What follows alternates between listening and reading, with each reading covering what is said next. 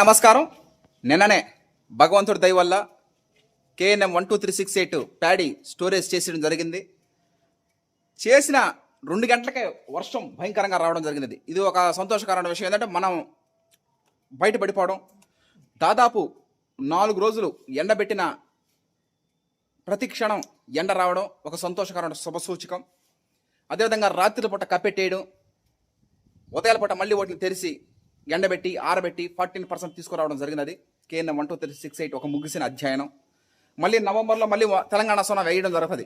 ఇప్పుడు నెక్స్ట్ ఫ్రీయే కాబట్టి మనం సెప్టెంబర్, అక్టోబర్, నవంబర్ ఈ 3 నెలలు మనకి కొంచెం విశ్రాంతి ఉంది. విశ్రాంతి లేదు.